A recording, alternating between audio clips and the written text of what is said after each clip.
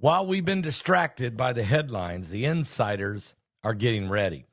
Billionaires, big banks, even foreign governments, they've all quietly hoarding up the gold and the silver. They know the dollar is being devalued, and they know the next crash is coming. So you ask yourself, why don't you own what they're buying? Why don't we have a fraction of the wealth and the real physical assets like gold and silver? And while they prepare, the average American is left in the dark. But you don't have to be. At Noble Gold, click on that link below the video. Go to www.pastorpaulgold.com or call them on the phone at 877-646-5347 and find out how you can turn real assets and get it into your hand. Gold, silver, gold bars, silver bars. Right now, you can either put it in your own safe or let them put it in a secured vault. Don't wait till the headlines confirm what's already happening behind those closed doors.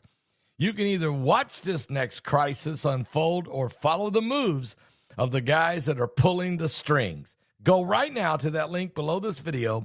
Go to www.pastorpaulgold.com or call them on the phone at 877-646-5347. You'll be glad that you did.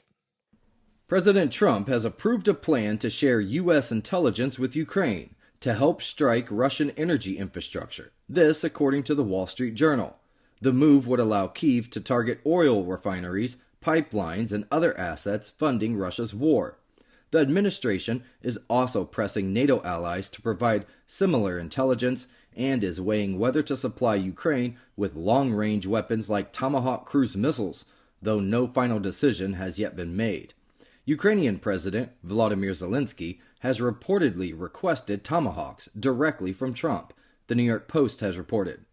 The agreement reflects President Trump's growing support for Ukraine as he signals confidence in its ability to reclaim all occupied territory.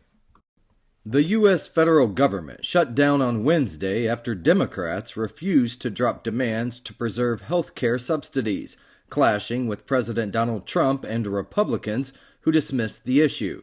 The White House warned of mass layoffs beyond the usual furloughs, with 750,000 federal workers affected and many offices closing, as President Trump pushes ahead with his agenda while cutting Democratic programs. No new negotiations are planned after the failed talks, and a GOP funding bill without subsidies fell short in the Senate despite some Democratic support, the Associated Press has reported. This marks President Trump's third shutdown as president and highlights the deep partisan standoff over budget priorities. Israeli naval forces intercepted the global Sumud flotilla, more than 40 boats carrying about 500 activists and symbolic humanitarian aid which was bound for Gaza in a large-scale overnight operation that ended Thursday morning. Dozens of activists, including Greta Thunberg, a former Barcelona mayor, and a European Parliament member, were all detained and will be deported. Organizers said contact was lost with most of the flotilla, though a few vessels briefly remained at sea before being boarded near Gaza's coast, the Associated Press has reported. The interception, carried out in international waters, was mostly peaceful but drew widespread international condemnation and sparked protests in cities including Rome, Istanbul, Athens, and Buenos Aires. Italy's largest union has called a one-day general strike in response.